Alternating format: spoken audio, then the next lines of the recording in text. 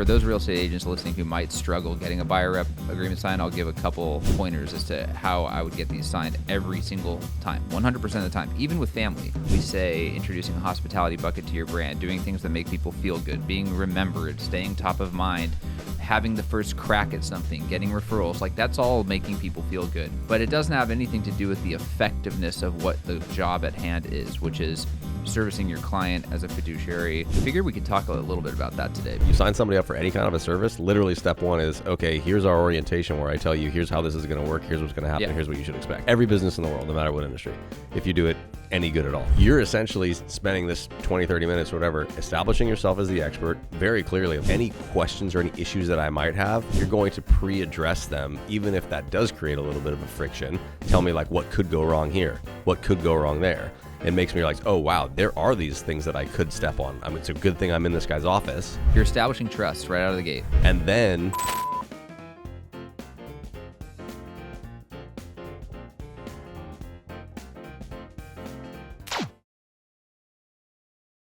welcome back to your time with the client giants. Oh, just kidding. I don't know. I played with the thing last night, which I should show you. What did you play with? I played with, first of all, I didn't sleep last night. Can you tell on my face? You usually tell me when I look tired and like shit. I slept so much. I didn't sleep so poorly. You didn't sleep I didn't sleep so much. I did such a bad job at sleeping that my Aura ring said I didn't sleep. It says, we've detected 2 naps. Is this correct? You napped for an hour and 15 minutes last night from 10 to 11:15, and then again this morning from 5 a.m. to 6:10 a.m. or whatever. I'm like, so you slept so poorly that you're like, I need to make sure that I slept poorly. Let me check the technology. I check it every day. I want to know how I'm doing. I want to know how recovery is doing. Did you ever watch that David Cross bit where he's talking about Coors Light and the cold activated blue mountains? Oh, he's like, your hand's cold. When I want to know if something is cold, of all of the senses available to me, I choose the sense of touch. Now, when I want to know when something's cold, of the 5 senses available to me, I use the sense of touch. It has worked literally every single time. Why would that be the one that you do? I wonder whether this will pull up because I wasn't doing it on this. Oh, it will. I was trying to have it. You're going to think this is like wildly lame, but so it's just a client giants. It's awful. I like the traditional tattoo work on me. I mean, we look identical, and my hair's not that short anymore. God, I'm poking holes all over the place. All this stuff. But like, look, it did other things like where it was started. Like, you think that's better? I mean, it's getting closer. It's comedic. Wait. Was there one of us has a heart, the other doesn't? No, I said incorporate a heart and a brain. Like, how you basically thinking. Wearing my brain on my thinking sleeve. Thoughtfully. This is where it started. I'm like, no, these guys look like little wimps, right? I'm like, no, you got to make them like the ice cream truck. You should see like the instructions that I'm giving you. I'm like, no. I said, make it more manly or like a badass version. And then all of a sudden, now we don't have shirts on. Well, where are the trucks and the TV show alone? Well, sure. And then I said, give them T-shirts, for God's sake, and give one of them a lot of tattoos on his arms. And that's what happens. But then they get happier. I'm like, make them happier, nicer. And then it's like, not quite that happy. But anyway. So what's your point? You didn't sleep. Yeah, there's just something that I did when I was sleeping. But it was like, no, I was thinking about the idea of like, well, what would that? One of the things I was thinking about our whole 10X thing yesterday and all that kind of shit. And then I listened to 4.5 hours of Science of Scaling with Dr. Benjamin Hardy. Now, when I can't sleep, I don't start to try and get as stimulated as possible by reading and watching things. I start with my trick. Have I told you about the trick? I told Chad. The trick to fall back to sleep once you wake up in the middle of the night. You don't need this because you don't wake up. What? I don't know who came up with this, who invented it, or who takes credit. Counting sheep? No. It's all with your eyes. You keep your eyes closed, so the camera probably won't be able to see me do this. But with your eyes closed, you take both of your eyes and you look to the left, and you look to the right, and then you look up, and then you look down, and then you cross your eyes, and then you put them around in a circle like that, and you put them around in a circle the other way. But you do it all with your eyes closed, and you keep doing it. Because you're fatiguing your eyes. You're fatiguing your eyes. Well, no. What I've read is that it's actually tricking your eyes. It's a similar movement to REM. So you're tricking your body into being like, oh, wait, what state am I exactly in? And what happens, so I told Chad this. He's like, dude, I need the trick. And I told it to him. I'm like, every time I've done it, I'm literally in the process of being like, oh, I've done it 5 times or whatever it is. I'm like, this isn't fucking working. And the next thing I know, it's morning. And he's done it. And he's like, dude, every time. The good news is that story just put everyone to sleep as well. You guys want to go, just press the back button, do that double click on the YouTubes, and then see if you can figure out when that idea for that funny little joke arises in his You really brain. need to provide more value. And speaking of providing value, there's an industry that we service that notoriously does not provide value, and that's the real estate industry. Oh, you don't say. I do say. We've talked a little bit historically about how your career is kind of, well, not started, whole career started there, but you started as a real estate agent. You basically created this whole methodology of taking care of people as your main focus in how you were going to scale the business and how you were going to differentiate. And that was actually the beginning or the original proof ground for what became Client Giant. So yeah, you're which uniquely able to talk about this. So that actually is just, like we say, introducing a hospitality bucket to your brand, doing things that make people feel good, being remembered, staying top of mind, having the first crack at something, getting referrals. Like, that's all making people feel good. But it doesn't have anything to do with the effectiveness of what the job at hand is, which is servicing your client as a fiduciary, being their real estate agent, whether you're representing a buyer, seller, investor, whatever. So I figured we could talk a little bit about that today, because doing whatever you do is extremely important to be good at. But when we say, oh, everyone's becoming such a commodity and now AI could do a lot of things like an attorney can do or a doctor could do, in terms of like knowledge and whatever, real estate is really no different. And for years, there have been companies that have come to the table to try and take over the real estate agent. By like Purple Bricks is one of those ones that came and went, didn't work out. Yeah. And I think a lot of that's maybe just poor timing. Like, we're not quite there yet. Similarly with, do you remember Home Grocer? Did you ever use that in the 90s? No. What is it? Home Grocer was like Delivery? Yeah, like groceries delivered to your front door. And it's like, oh, what a great idea and whatever. And my mom used it for a while. The 90s? In the 90s. That was like way ahead of its time. Way ahead of its time. And then it like came and went, right? But now you're like, oh my God, Instacart. Like, and there's a lot of things that are like that. So what I'm saying is, you're just saying something coming, but the timing's wrong. Yeah. So that does, when people say, oh, someone's always going to need a real estate agent, maybe, hopefully, but like, what's that value you're providing that something else can't? And this is like an age-old thing, but specifically right now, in light of changes in technologies and AI and what's going to change in this industry in the next 6 years. I'm curious. You were looking to purchase a home 10 years ago. 10 years ago, and let's just let the cat out of the bag. What happened here? You were using Redfin as your primary search tool, which, by the way, is probably the best search tool out there to this day. I agree with that, and I use that thing not as much as you, no one does, but I use it every single day to look at properties. But a lot of people fight hard against Redfin. A lot of people But I think what they're fighting against is they don't like that Redfin's a brokerage, right? Which I'm not arguing that. I'm not saying that their agents are good or bad or whatever, but they are a brokerage and they're trying to earn your business. They're trying to sell you, right? I don't use Redfin because I'm ever going to use a Redfin agent. I use it their technology. Their search tool is fantastic. Is great. You prefer it over Zillow's by a mile. In fact, here's how much I prefer it. If someone sends me a Zillow listing or a Realtor.com listing, I will, instead of clicking on the link, I will type in the address into Redfin. That says a lot about your app. I do that too. Isn't that crazy? Yeah, I do that too. The interface is just way better. So anyway, you were using Redfin to look at properties, but one of their kind of, I guess, lead magnets is we'll show property to you for free pretty much at any time through a calendar picker, schedule a link or schedule a time to see this house. We'll show it to you. Hopefully they'll get your business. Do they still do that?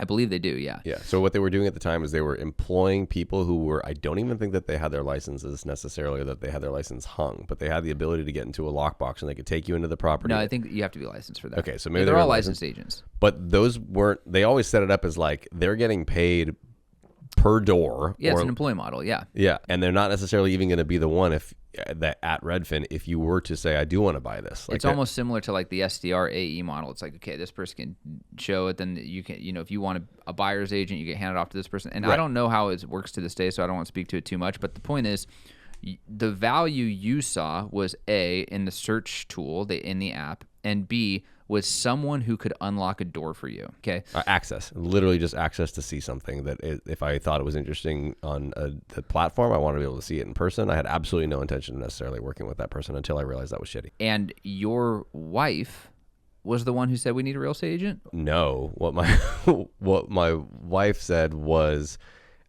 she had no idea about like what we were and weren't qualified to purchase. So she's basically said, you have to stop looking at houses before you know what you can afford. So you have to be very qualified. Wise, yeah. And then, I mean, very wise, yes, but we were staying wildly within our means. So like, I knew what I was doing. Not to say it wasn't smart, but she also was the person with a conscience in that thing. I hadn't really thought about that these people were expecting me to buy with them. Or also, by the way, I wasn't doing it maliciously, where had I liked or like loved one of those properties that they showed me, I would have just followed down that path. So they would have gotten the deal. I think that's actually what I'm hitting on the hardest, is that you didn't care who opened the door. Literally, as long as they had a pulse and a license and they opened that door and you wanted the house, you're going to write the offer with them. Yes, because I probably looked at 10 and it was 10 different people. Which means the value of the agent, there really is no value other than maybe their availability to unlock the door. Initial value, I would say, correct. So the rest of the story is then we went to a lender. The lender told us what we qualify for. The lender said, do you have an agent? And I was like, no, I've been basically just hitting up the Redfin people to open doors. And she said, I have the perfect person for you. He's going to be your best friend. So then once we started working with you, then the value of an agent became clear once you get to the second phase. But it's almost too late, because if you would have hired the wrong agent, you don't really know until you're in it. Maybe you actually never know. And that's actually an argument I would make, is that I think a lot of consumers don't even know they've hired the wrong agent even when they're in it, because so much is being done behind the scenes that you're not familiar with as the buyer or seller. You just trust the agent knows what the hell they're doing. Yes. And only when all is said and done, if you actually weighted against expert advice, would you know, oh, this went well or it didn't go well. Like, there's some things that are blatantly obvious, right? Oh, this thing got delayed 1 million times. I got asked to pay for all these repairs, or, things that maybe feel abnormal. But a lot of times you don't know any better, right? Yeah. I mean, one thing that I've never really thought about that you just kind of forced me to think about is that like the average person that's going through a real estate agent or real estate transaction, again, on the buy side, at least for the first time, is most likely not a business owner or entrepreneur who's actually done negotiations and like maybe even knows anything about what you'd be doing to get any kind of a deal together, right? That you could be an employee in any industry, anywhere, and then you'd literally be flying blind. Do you know what I mean? So like it's actually raising an idea to me that it's even harder for a real estate agent to substantiate their value if a person doesn't know any different. It's almost like how I think probably a lot of bad agents can continue to do business. So I've got the first takeaway for every real estate agent listening. One way to kind of get ahead of this, and it's something I did when I was a real estate agent, was deliver value immediately through education. That's the number one thing. Like, people don't know what they don't know. Don't just go headfirst into a transaction and then start teaching them as you go. Like, oh, wait, what's this form? Oh, this is super normal. Like, this happens all the time. This is what it's like. Because then I don't know. Is that true or is that not true? You know? You didn't tell me about that before. Right. And so with buyers, at least, I would always do what I call the home buyers counseling session. You come in and we walk through, of course, what are your wants and needs? Like, what's your timeline? All that stuff. But then I would literally go through the anatomy of a sale and be like, from start to finish, this is every single thing to expect, like from pre-approval to closing day. Here's most common hiccups. Here's like, I would illustrate all that stuff, because then you could ask the questions right then and they're like, wait, so if I don't like the house, do I not get my deposit back? Well, no, that's not how it works. Here's exactly how that works. And we'd go through that so you could ask all those questions, but also I'm setting the stage so that later on down the road, if and when those things inevitably come up, you're not caught off guard. Yeah. Do you think that most, again, we're talking about the buy side for now, but do you think that most real estate agents do not do that? I would imagine most do not. In fact, if you remember, of course you remember, the whole purpose of that home buyers counseling session is not only just to educate and set the stage, but eventually it's going to end with asking for an exclusive contract, just like a listing agreement. Sure, right? Of course. So you're like, hey, do you want to hire me as your agent? If so, that means you can't use another agent. Right, which is hilarious because it was 10 years before it was required. Yeah, so now, even still, I mean, I know that a lot has changed with the National Association of Realtors and those are required, whatever. I'll tell you, I've seen a ton of houses in the last year since that's been a law, and I haven't signed one buyer rep. I've never been asked to sign one. Literally never been asked. So I don't know how much that's really being held up. But the point is, most agents who rep a buyer are trying to just throw something to the wall to see if it sticks, much like the Redfin agents that would show you the property. God, I hope he buys this right now. They're getting paid whether you buy it or not. Yeah. But I don't want to create all this friction and like try and set a meeting that you say no to or bring up a contract that scares you away. If I could just squeeze you in a house and get paid. Right? So, and that's where most agents operate because 90% of agents in the country are selling no more than 3 homes a year. In fact, 75% are selling 0. Yeah. So to start with, if they're afraid of friction, they're not selling with confidence in the first place. So your whole buyer rep conversation, what did you call it? Buyer counseling session? Home buyers counseling session, yeah. So again, I've never been in the real estate industry, but I know a lot of realtors because we work with them. To me, it is like, I don't know. It's just absolutely asinine. That wouldn't be like a normal part. It's a normal part of any business. You sign somebody up for any kind of a service. Literally step 1 is, okay, here's our orientation where I tell you, here's how this is going to work. Here's what's going to happen. Here's what you should expect. Every business in the world, no matter what industry, if you do it any good at all. So that's why I feel like I even need to ask, like, do most real estate agents not do that? Because especially for a first time home buyer, step 1 should be like, have you done this before? No? Okay. Well, then I have this script. So you have done it before? Well, then I have this script. I'm going to say these things. If you know them, go ahead and stop me. Because you've done this before, whatever the heck the thing is. But then from there, what you're establishing, and I remember the conversation well, I was probably a pain in the ass, and I gave you all these points on the documents that you had and whatnot. But it was like, you're essentially spending this 20, 30 minutes or whatever, establishing yourself as the expert very clearly. Like, I come away with that, if nothing else, you've done this a million times, so much so that you have a very methodical way of going about this. Here's a document that outlines that methodical way.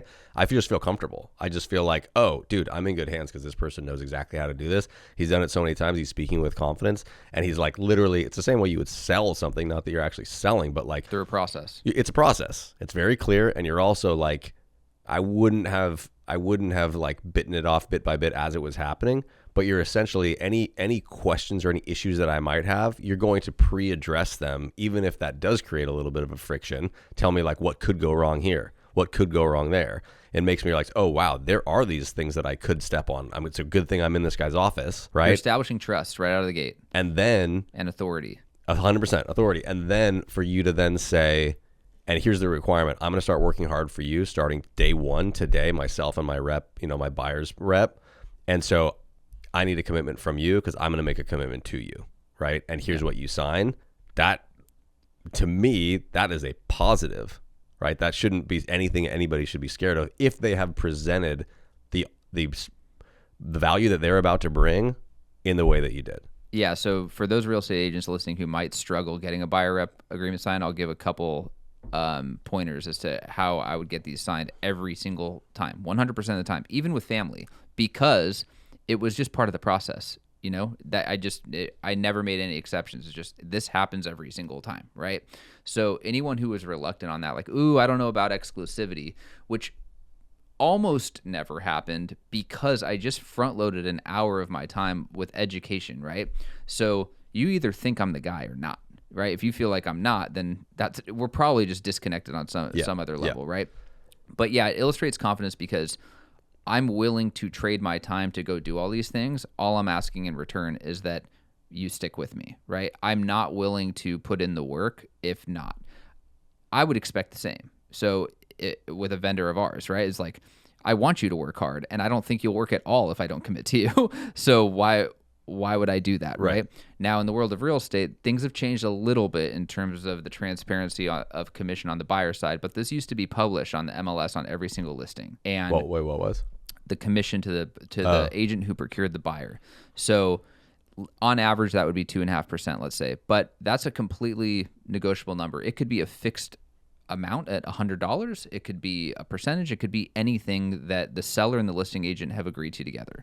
So you send me 5 properties. If those are paying different amounts and you and I don't have a buyer rep agreement, there is no legally binding fiduciary representation for me to represent you as the buyer. I'm just a guy with an agent who's trying to close a deal, right? What you're saying is if you hadn't signed, meaning that for a real estate agent who has signed a buyer rep agreement, it is putting some onus on the agent as well as the buyer. It's not saying that it's a legally binding document saying you have a fiduciary responsibility to represent this person's best interest. And obviously there's tons of real estate agents who are not, don't take that 100% seriously. But what you're saying is if I sent you 5 properties and one of them was paying $100, right, and the other one was full 2.5%, if you did not have a buyer rep agreement signed, there was no document between us, you have absolutely no reason. In fact, you would dissuade me immediately from the one that's $100. Yep. Just so no longer within your best interest, right? I just go, oh yeah, you don't want that property, whatever. Like, because I get paid statistically 3 or less times a year, 90% of the time, right? Now, realistically, how many real estate agents or what percentage of real estate agents, even with a buyer rep agreement, do you think are going to also dissuade you from that because there's no pay in it for them? That's a whole other conversation about violating code of ethics and whatnot, and unfortunately, that runs rampant. So I can't speak to that, but at least it's a starting point, you know? I mean, it is to teach people when they're on the listing side. Yeah, I mean, it's on both sides, and so what I would do in that case is like, if you're like, this is the property I want, right? It pays 1%. Well, in the buyer rep agreement, the way that the language would be worded when I would do it is say, my fee is no less than 2.5% of the purchase price. That was in the buyer rep agreement. Yeah, that's my fee. Now, any amount that is credited to me from the seller goes toward that fee, right? Whether it's that or greater. If it's less, my fee is the fee. And technically, in the buyer rep agreement, it says you as the buyer are responsible. Right. So this would just open up a conversation where I'd say, look, this pays 1%. So first and foremost, if you really want this house, assuming you've seen it, whatever, you'll see every house, right? But like, assume you want to write an offer, I'd say, hey, I'm going to submit what was called a CDC form asking for the 1.5% delta to be made up by the seller so that you don't have to pay anything, right? If they decline that, you still want the house and I want to enforce the buyer rep, I'm like, 1.5% is going to come out of closing costs to me from you. Like, the fee is the fee, you know? And again, I think that's more than fair because at the end of the day, sure, it feels weird as a buyer to be like, oh, so I have to pay the guy helping me? You're like, think of any of our vendors, you know, if they're like, hey, our services cost $5,000 a year, unless something doesn't work out and it's $1,500. You're like, well, which is it? Like your fee is your fee, right? Yeah. So buyers just don't think of that. Like the first time that you go through anything like this, you wouldn't know any different. But when somebody's done it before, they would be like, well, that's not traditionally how it's done. But then that opens up the fact that you lay it all out on the table is the important part. The education is the important part because, did this ever happen? I would like to hear after this if there's an example of this ever happening where where a home actually was, you know, underpaying the buy side, and how you solved it. But what I would assume that you would do is, let's say that that's me, you might say, like, if I had a problem with that, I'm like, wait, so I do all this and then I got to pay another $30,000 or whatever the heck the thing is.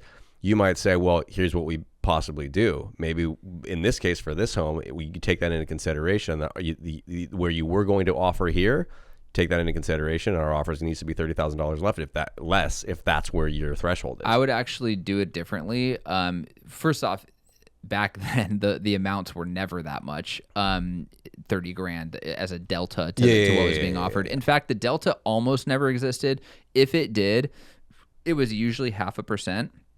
And if it was 0.5%, I never collected it. I mean, I think there was one situation ever in Riverside on a home that I was working with the guy for like a year or something where I collected a difference of 0.5%. Just it was so much time and so much work. Time. Yeah. But so like for me, a lot of it's just being a reasonable human. You know, it's like, okay, we've been working together for 6 weeks. It's 2%. I'm like, whatever. Sometimes it just shakes out that way. Don't worry about it. Other times, if you were going to enforce it, which again, I don't think is a bad thing to do. Right. You can ask for like lender credit. There's a bunch of different ways you can manipulate the contract where the closing costs, either a portion that's credited by the seller or like there's some sort of buy down on the rate. Like there's things you can do where you don't feel the impact as the buyer the way of just writing a check for, in your case, 30 grand or whatever, you know? So yes, the point number one is the education and specifying how a buyer rep agreement works. The second piece and how I would overcome this would be like, let me walk you through how I get paid, okay? You want to buy a house. I immediately need to go to work for free on hopes and dreams, okay? This is how it works. I'm going to spend the time looking for properties, literally meeting you at properties, researching the properties. I have no idea what your taste is, or really how much you scrutinize every single free. Are you a reasonable person? Or are you an unreasonable person? Well, could we get 98% of the way there and you're like, I just really wish the paint was different on the inside. I don't want to buy it. I don't know yet, right? We have to go through it. Surprisingly, I'm just thinking about my own thing. Surprisingly, contrary to my personality, I was actually really easy because I found the house really quickly. But you weren't that easy. Well, the process kept me on the phone for fucking hours. Yeah, the process wasn't easy because it ended up being kind of intricate. But wait, I want to take contest with one of the things you said, because I know our ultimate goal here is to bring value to the real estate agents and say, here's how you can actually show value and kind of uniquely deliver value to people against your competitors. The first part when you're saying like I have to show you houses, I have to like I don't know your taste or whatever it is it not true that most people probably below a certain price point, and certainly when things are on market, are looking at them themselves? Like, sure, that's not really the heavy lift. It's meeting you at the property that's the heavy lift, right? You met people at properties? Yeah. Okay. I mean, before I had Richie. Okay. But here's my point. This is one of a million things. So we look for properties for, I don't know how long, 3, 4, 5 weeks. Maybe it's 2 years. I don't know yet, right? We have no idea. Yeah. Then you love a property. Oh my God, it finally happened. I showed up 50 homes and he loves one. Great. We write an offer. Declined, right? Which we've seen a lot of in the last 10 years. Yep. You know, declined multiple offers. Damn, I'm back to working for free again. Continue. Finally one takes. Okay, great. We're in escrow. Go through inspection, appraisal, whatever. I have to hope that we can figure it all out with this inspection, that the house isn't a piece of trash, right? That your appraisal comes in at value, that you don't do something like lose your job or do something that's going to put the loan at risk where your loan's no longer approved. I have to hope all of those variables stick the deal together, whatever. And then and only then is when I get paid. Mm-hmm. And I'm willing to actually risk that and front load all that work under those risks. Mm-hmm. The only thing I'm asking is that you don't go buy a house with someone else while I do it. Yeah. And if someone said, well, I still kind of want to reserve my option, I go, we cannot work together. So I think that's a perfect talk track, and I hope every real estate agent listening like really hears that. That's a great way to say it. Exactly what you just said, is that I'm doing all of these things, and I'm working on a chance, and I'm doing this, and I don't know whether it's going to take 2 weeks or 2 years or whatever it is, and all I'm asking you is that you commit to say you're the one that I'm working with for whatever this timeline is, right? And I know the timeline is actually defined in there, and you have to extend it, etc. What I would caution people against, again, being not a real estate agent myself ever, is it's very important in fact, vital, that you get to the point where you say the last part, which is all I'm asking for is for you to commit to you're working with me. Because right up until that moment, I'm sitting here as the consumer thinking you're defining a commission-only job. And in my perspective, your commission's really fucking high, right? If this does take 2 weeks, you just made more per hour than anybody in the entire world that I am friends with. Right? So like real estate agents, I think when we talk to them, a lot of them, I think that a weird attitude is the idea that like, it is the opposite of that, is to not realize that like when things work out, the revenue that you bring in for the amount of actual hours and time that you're working is insane. Yeah, recognize it's a lot of money. Recognize it's a lot of money. Yeah, when agents are like, that's what I'm worth. Yes. Right, you're like, my client should be giving me things and doing there should be so thankful. You're like, dude, you're well paid for. You're well paid, and not only that, like just recognize that from 2020 to now, you've gotten a huge, maybe a 200% raise in some markets, right? On just the value of a home. On just so your commission's gone up by that same relative amount, right? So you've got granted, deal frequency has gone down in that time, but 2020, 2021, 2022, when everybody frequency wasn't down, that was up then, right? And prices were skyrocketing. Yes. So it's like you got a raise for free. So even if you could justify that in the 90s or early 2000s, that 3%'s the amount, and I've done a lot of work. Maybe it's still a lot of money, but maybe that held true more. Now you're like, dude, you're making so much money, and you're not doing more work than you were 5 years ago, right? The time is the exact same. In so fact, that argument falls on deaf ears. But anyway, going back to the buyer rep agreement, as a client, think of it the other way. Let's assume that you're meeting with an agent who says, okay, fine, like you don't need to sign it. Let's just move forward. Knowing that this client won't commit as a client and wants the optionality to go to anyone, how hard am I actually going to work? Like as the client, how do you think I'm out there pounding pavement for you? There's no chance. So, I mean, you're kind of just shooting yourself in the foot anyway. And besides, these buyer rep agreements, the way they're designed for you to be able to get out if you have a bad agent. There's a couple stipulations that are basically like any property this person's shown you or this person has written offers on, like you got to use that person. Otherwise, you got to wait X amount of time. I used to put 60 days because let's say I showed you this house. You're saying if I had gone into Redfin or what do you mean? The reason that clause is there, let's say you and I are working together and it's been 2 months and you're like, dude, this guy doesn't return my phone calls. He sucks. Like, I hate this agent. I'm under contract. I want to cancel. I've got 4 months left on the contract. I want to cancel. You can cancel it, okay, with a couple stipulations. One is any property you and I have seen together, if you want to write an offer on that, I get to write the offer, or you've got to wait 60 days to write the offer with someone else. Now, this is in the case where I had signed a buyer rep agreement with the previous person. Isn't there something, because I was just in my head, I'm like, wow, did I do Redfin dirty? Because I had seen the house that I bought prior to whatever, but I never signed anything with them. There was no, anything. Yeah. But there is something, and maybe this is off topic, but there is something where, is it like new home build or something? Like if you just walk in, unless you say the words like I am represented, then like they have you even though you haven't signed anything, because isn't there something like that? It's not that they have you, it's that they won't cooperate with a broker, which makes sense because in that, so let me first illustrate why the buyer rep agreement with the 60-day thing works that way. Because let's say you and I are working together and things are actually going great, right? And you end up talking to the listing agent when I'm like in the bathroom or something, right? And they're like, hey, the price is the price and there's a $30K delta or else you can't get the house or whatever. And this guy's like, well, just like maybe let me write the offer or whatever. And you're like, dude, I don't want to lose the house, whatever. Basically, that's designed so that if you go, okay, I'll just cancel my buyer rep agreement and then I'll use you or whatever, it's to say, okay, yeah, you can do that if the relationship's bad, but if you're going to move forward, you're moving forward with me, not someone who's undercutting me, Yeah. But the home builder thing is basically saying, if you come in and you don't have an agent with you and you're not saying you are represented before things get started, once things do get started and you've seen the house and stuff, it's too late. We are not going to pay a commission to that agent because they weren't here. So they do have you. Well, I mean, you can't be represented. You can probably still be represented, but that person will not pay a commission to that agent. So what's the point? Yeah. Yeah, sure, they have you. Okay.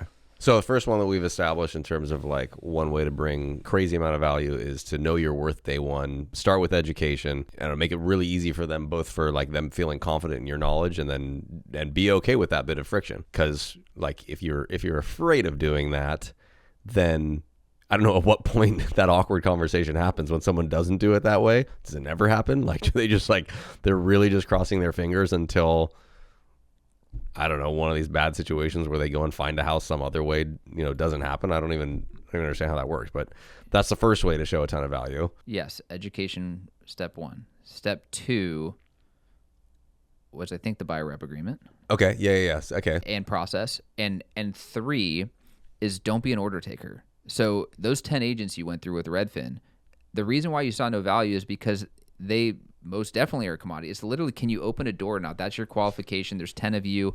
There's no education. There's no pausing. There's no nothing. It's just, you're just an order taker. I want to see this house. Yes, sir. Right? Yeah. And when you're in there, they might say a few things about like, the home itself or like it has a pool or, close to this school. They might give you a little bits of knowledge, when you're there. Like you can tell in those. Have you ever done that? Have you ever had like a Redfin agent or something like show you a? No.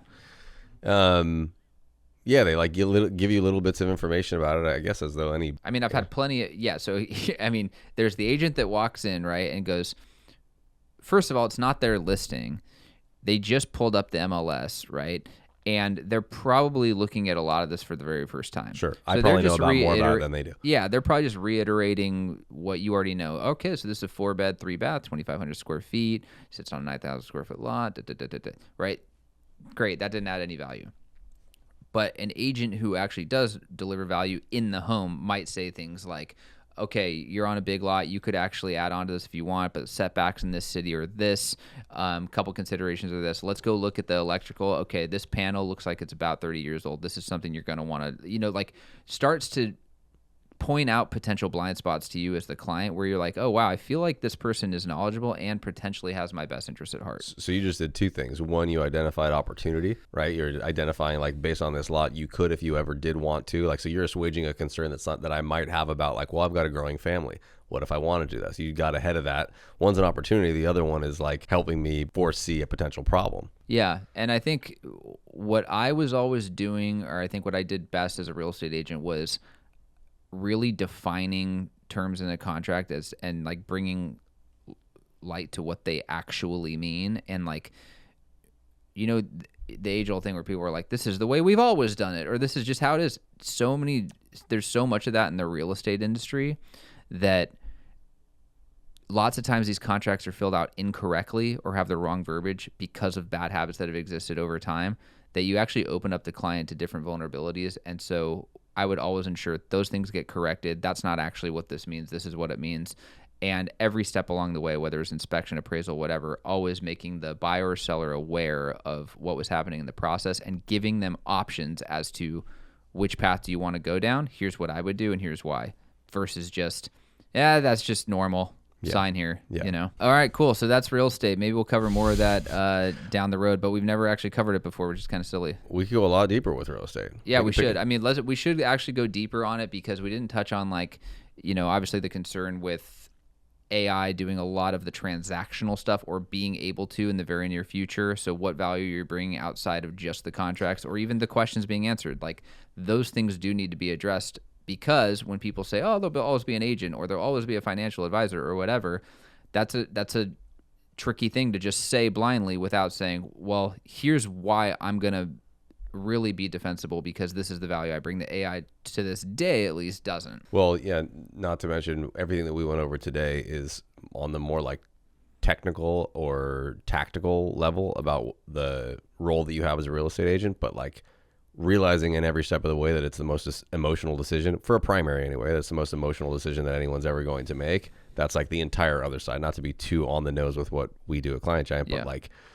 even the example that you just gave of like, I believe personally, and it's subliminal, which is a big part of what we believe in, is like the difference of saying, there's room on this lot, if you wanted to add on whatever, and saying, should your family grow, there's room for you to yada, yada, yada, or there's room for a pool for those, whatever. And me thinking of it that way, just emotionally about, it's for my family, it's whatever it is.